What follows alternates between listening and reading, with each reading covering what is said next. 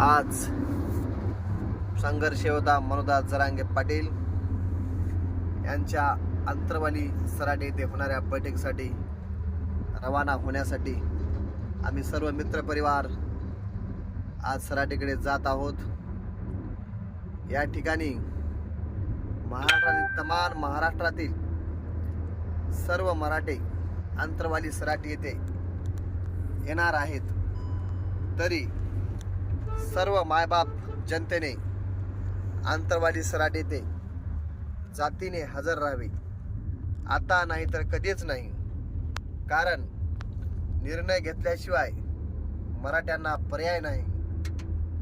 स्वातंत्र्याच्या 70-75 वर्षापासून मराठे हे फक्त नावाला उरलेले आहेत। त्यांनी कोणत्याही प्रकारचं त्यांना आरक्षणाचं गाजर सरकारने आतापर्यंत दाखवलेलं आहे। आरक्षण घेण्यासाठी संघर्ष योद्धा मनोज जरांगे पाटील यांनी जो लढा उभा केला, प्रस्थापित विरुद्ध विस्थापिताचा लढा जरांगे पाटील यांनी उभा केला। त्या लढ्याला बऱ्यापैकी यश आलं, पण जे कुणबी नोंदी सापडल्या होत्या त्या नोंदीच्या आधारे मराठ्यांना आरक्षण ओबीसी मिळालं। पण संघर्ष योद्धा मनोज जरांगे पाटील यांची प्रमुख मागणी होती की सरसकट मराठ्यांना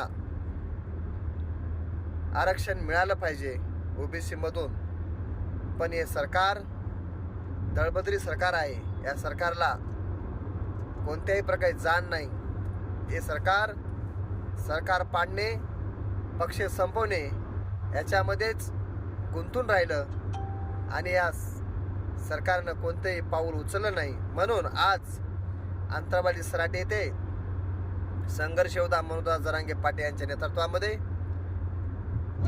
महासभाचे आयोजन करण्यात आले आहे। आणि आज दादा योग्य ते निर्णय मराठ्याला देतील आणि 288 मतदारसंघामध्ये उमेदवार उभे करतील आणि मोठ्या संख्येने उमेदवार निवडून येतील आणि मराठ्याचा योद्धा या महाराष्ट्रामध्ये मुख्यमंत्री होईल, हीच अपेक्षा आहे।